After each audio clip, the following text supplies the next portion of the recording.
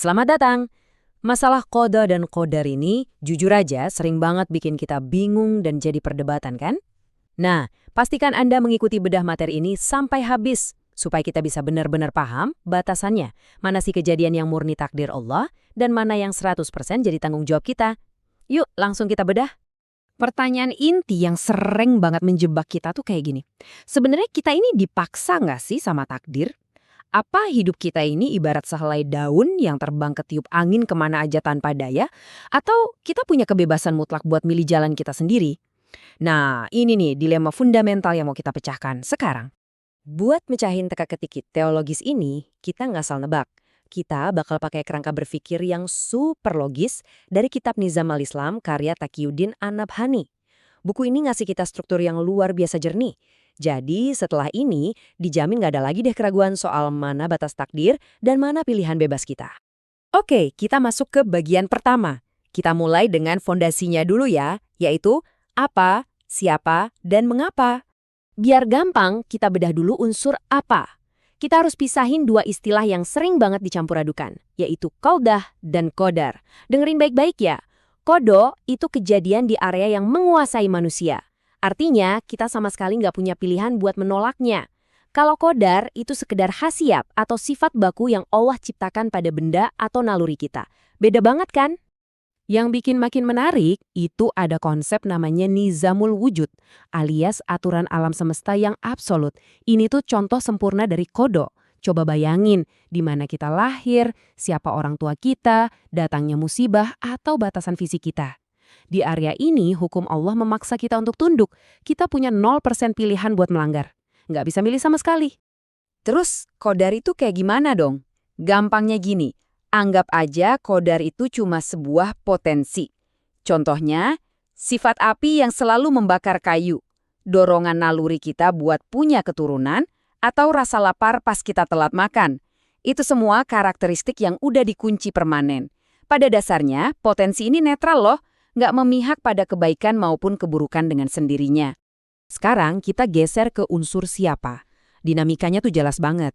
Di satu sisi, ada Allah Subhanahu wa Ta'ala sebagai sang pencipta yang bikin panggung kehidupannya dan menetapkan aturannya.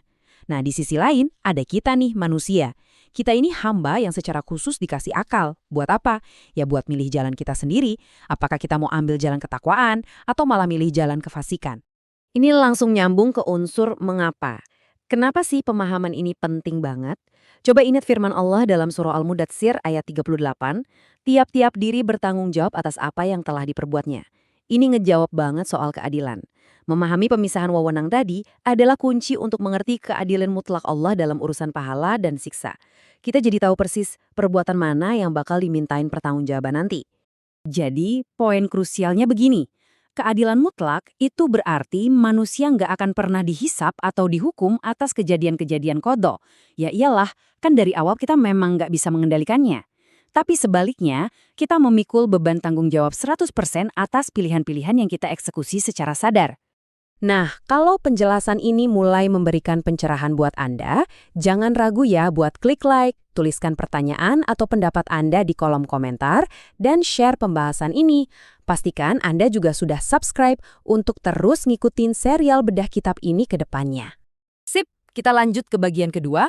Kita bakal ngebahas dua area kehidupan manusia lewat unsur di mana, kapan, dan bagaimana. Ini ngejawab pertanyaan di mana. Secara bersamaan, kita ini hidup di dua area sekaligus loh. Pertama, area yang menguasai kita. Kayak kelahiran yang nggak bisa kita pilih, atau kecelakaan tak terduga. Kedua, area yang kita kuasai sepenuhnya. Disinilah lingkup di mana kita beroperasi secara sukarela. Contohnya simpel, milih mau makan apa, atau mutusin buat berbuat baik versus berbuat buruk ke orang lain. Terus, kapan kita mulai dihisap? Jawabannya ada pada satu konsep penting, ikhtiar. Hisab atau penilaian ilahi itu langsung aktif tepat di detik kita melakukan perbuatan secara sukarela. Yaitu saat kita menggunakan kehendak bebas kita dan saat akal kita jalan buat mempertimbangkan pilihan tersebut. Biar makin kebayang, mari kita urai unsur bagaimana lewat 3 langkah praktis ini.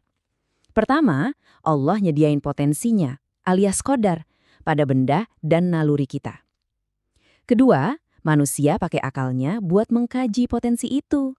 Dan ketiga, manusia bikin pilihan akhir secara mutlak dan sukarela, mematuhi perintah Allah atau menerobos batasan tersebut dan berbuat maksiat. Dan ini nih kunci utamanya, akal. Akal itu posisinya sebagai manat, alias penentu utama jatuhnya beban hukum syariat. Gini logikanya, tanpa akal, Anda nggak punya kemampuan buat nimbang-nimbang pilihan. Dan kalau nggak bisa milih, nggak mungkin ada dasar buat penghakiman di akhirat kelak. Jadi akal lah yang bikin kita jadi makhluk yang harus bertanggung jawab. Kalau kita konsolidasikan seluruh kerangka 5W1H tadi, kita dapat sebuah garis batas yang sangat nyata antara mana kehendak Sang Pencipta dan mana otonomi kita sebagai ciptaannya. Dari mendefinisikan batas kejadian, paham peran masing-masing, sampai mengerti gimana akal jadi pemicu tanggung jawab. Peta konsep ini adalah kunci buat membuang segala kebingungan tentang takdir. Sekarang, mari kita renungkan pertanyaan provokatif ini. Apakah paham soal kodo dan kodar ini malah bikin kita pasrah dan jadi makhluk yang pasif aja? Tentu saja enggak dong. Sebaliknya, saat kita tahu persis bahwa kita diberi wewenang di area yang kita kuasai, ini justru menuntut kita buat jadi super waspada terhadap setiap langkah dan keputusan yang kita ambil. Memahami koda dan kodar dengan benar akan membuat kita lebih waspada dalam bertindak dan selalu mengharap keridhaan Allah dalam setiap ikhtiar kita. Sadari takdirnya dan pertanggungjawabkan pilihan Anda. Jangan lupa untuk like, komen, share, dan subscribe. Sampai jumpa di bedah materi selanjutnya. Terima kasih telah mengikuti penjelasan ini sampai habis.